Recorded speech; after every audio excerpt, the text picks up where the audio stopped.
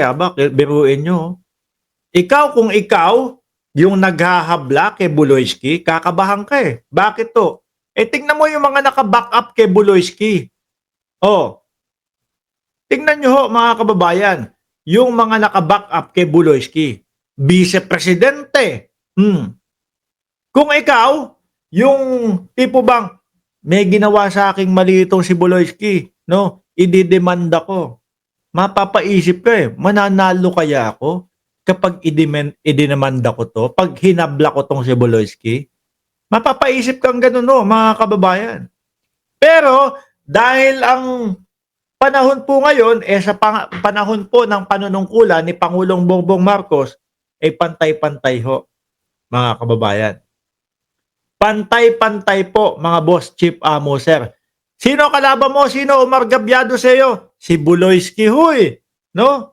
O sige, paaresto si Buloyski.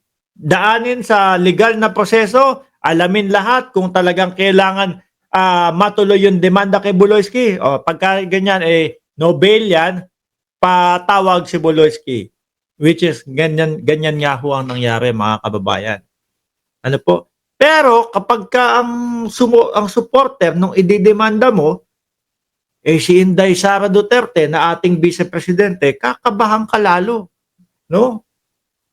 Dapat po ito.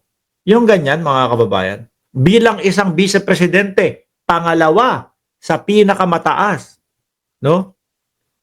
Pangalawa sa pinakamataas, mga bossing, na nakatungkulan sa ating bansa si Inday Sara Duterte. Dapat medyo muna siya dyan. Kumbaga, gitna muna. No, alam natin na best friend nila si Buloyski. Pero wag naman nilang isampal sa sambayan ng Pilipino, mga kababayan, na nakasuporta sila doon at hindi sila naniniwala doon sa nagreklamo kay Buloyski. Kailangan iparamdam naman nila sa mamamayang Pilipino na walang kaibigan, walang kumpa-kumpare, walang best friend ng tatay ko. No? Kailangan harapin ni Buloyski yan. Sabi ni Ma'am Rosalinda, Gali, alam mo, nanonood ako sa vlog ni Christian Esguerra. Sabi, nakaka-insulto ang mga sagot mo daw. Dapat para sa akin, magkano, ano ang gawin kong platform para may boboto sa iyo si Mr. Will? Kay Mr. Will. Hindi, totoo ho yun, no?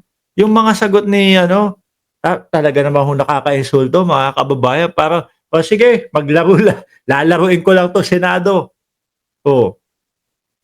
Ito pa ho, mga kababayan. Sabi dito, mga kababayan, suportahan natin si Buloyski sa pagkasenador para sa kanyang mga pangarap para gumanda at umunlad ang ating bansa. Hindi kaya maging pambansang shampoo Palmolive, mga boss.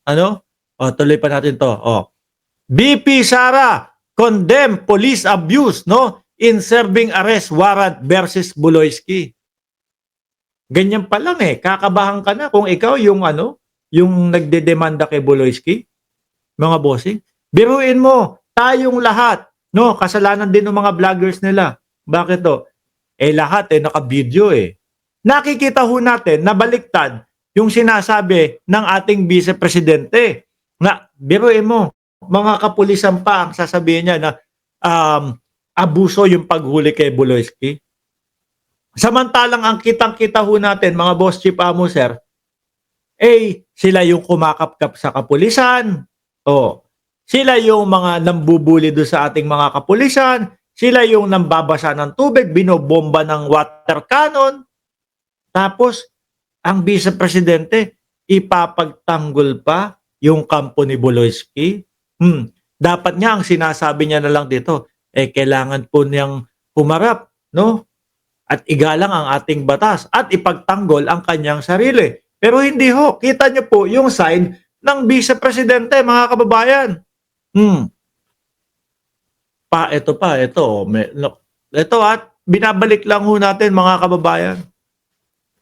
No, Office of the Vice President, mga kababayan, hindi ko tinututulan ang implementasyon ng anumang warrant of arrest na naaayon sa batas. Ngunit kailanman ay hindi katanggap-tanggap ang paggamit ng dahas laban sa mga inosenteng mamamayan ng KOJC. Samantalang sila ho ang bumabanat.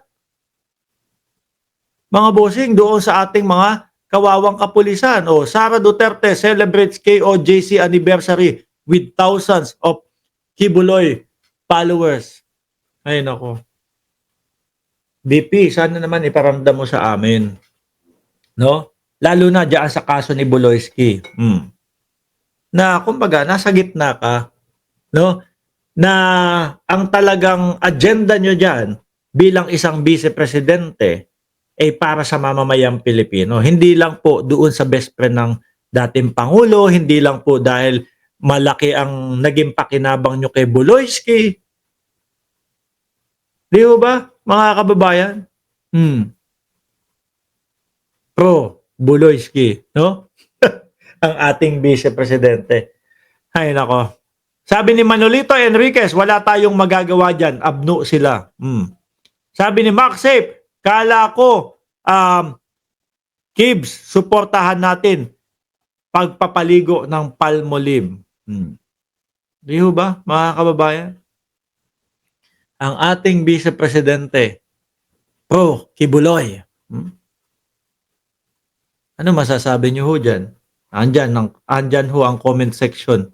Sabihin nyo kung ano yung saloobin nyo. No? Dito po sa pagpanig ng ating vice-presidente kay Buloyski. Anyway, mga kababayan, dakuin lang ho muna natin yung susunod natin. Si Senator Panfilo Lacson, mga boss. May sinasabi ho No? Si Senator Panfilo Lacson, mga kababayan, ay may sinasabi.